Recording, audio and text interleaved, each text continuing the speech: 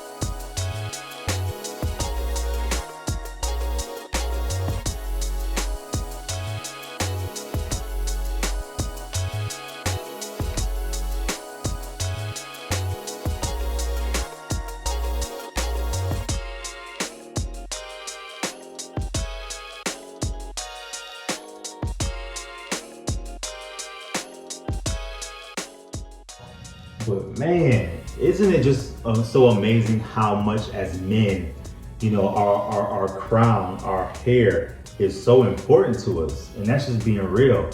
I started thinning probably in my late 20s, a little bit after I got married.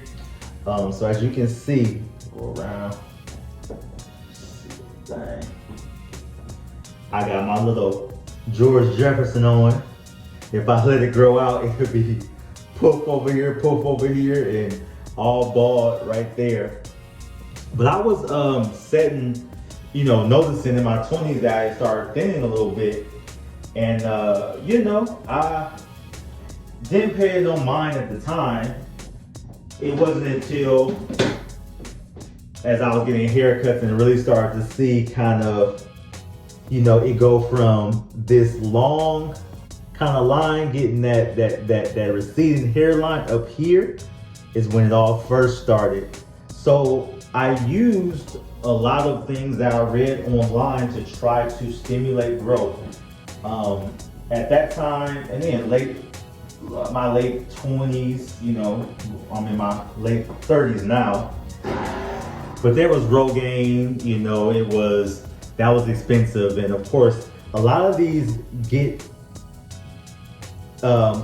things that you try to use, it's upkeep with it. So you always have to think about that, the expense of what is it gonna cost for me to keep up with everything. So the options that we had, and they weren't as prevalent then, we didn't know Steve Harvey had a fake hair, until he went bald. But they were really expensive then to get the male weaves, but you pretty much had an option of going bald, using maybe Rogaine, trying some natural remedies, or getting a man weave, which was extremely expensive and just unheard of back then. I tried the natural remedies using, I believe, castor oil, some other things to stimulate growth, taking vitamins. The castor oil, I will say, if you are starting to bald, the castor oil did work. It helped a little bit, and it helped this to grow in some. But it was hard to maintain. All of these things cause you time and energy to try to maintain. The one other thing I forgot to mention is that we do also have the sprays, the temporary sprays. You have Beijing, and you have things that your barber does, the enhancements. They're all good, but they're all temporary. So at the end of the day, you as a man are faced with the options of the upkeep of some of the expensive options that you have, the man weaves, the Rogaine, or even utilizing some of the enhancements are temporary, or trying to use natural remedies, and even upkeep with that may not be as expensive, but using the castor oil, buying vitamins to try to help stimulate hair growth. Or the third option is going bald and just cutting it off. So the very first time, and believe you me, as a man I tried to keep on holding this as much as I could. I was getting really high tapers, like I almost had an army cut, and I was getting really high fade to try to get it up here so I could still have my hairline and everything. And at the end of the day, it was summer, and I just was like, let me try it. Let me just cut it all off. And I will say, honestly, when you first do it, the very first time that you do it, of course, it's going to be weird. It's going to be foreign to you. You're going to be like, man, this sucks that I have to cut my hair off. And even in high school, I remember getting an accidental haircut. My dad was my barber, and man, accidentally and had to get a ball cut, and that kept just replaying in my mind of like, I don't want that to happen. But when I finally took the leap and did it, it actually was just so, for me at least, liberating. It was kind of empowering that I didn't have the stress of trying to maintain my head with all these different things that I mentioned. And so that weight was off of my shoulders.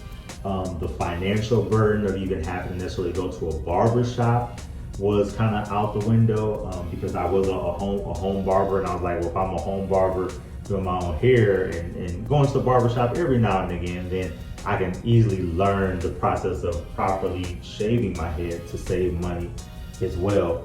So the financial barrier was off of me. The stress of trying to maintain all the products was off of me. And again, it just ended up being extremely liberating to not have to worry about all those stresses. So it definitely got getting some used to as a man. If you are have sensitive skin or just not really comfortable with blades or clippers, I know it may be another learning curve for me personally. I had already been cutting hair, since I was in high school. So using clippers to do, to bald my hair and all that stuff, and to find different things that worked for me, different tools, it wasn't so foreign to me. But I can only imagine, if it's your very first time and, you're trying to do it, the option that you have. So you still may have to go to the barber to get it done. That you still may have that financial obligation because you just can't do it yourself. But I just want to encourage you and just let you know that it's okay if you are balding. It's okay if you're moving forward through that transition. And if you're thinking about it, to be like, should I, shouldn't I? At the end of the day, it is hair. If you don't like it, you all could always grow it back and move forward with one of the enhancements that I mentioned, the man weave, using natural processes, or going with some of the chemical processes like a Rogaine or something like that. Man, it's empowering. It's so empowering to be able to just not stress out about it. And as I say, a lot of women, of course, just love bald heads, and especially if you can get a beard with it as well. It's just a distinguished look. It's a distinguished look to be able to have bald head and a very nice trimmed and nice groomed beard. So I just wanted to tell a little bit of my story of kind of what happened to me, and not really sure.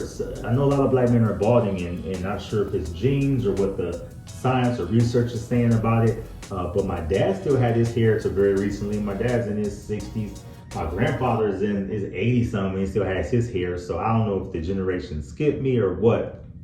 But to be thinning at 20, in my 20s, and then going to 30s again, at that time, it felt like devastating that life wasn't fair for me to have to endure that. But again, with life, it is what it is. All right, guys, that's it. Thank you guys for joining me for another edition of Real Men Get It Done. Until the next time, peace and blessings.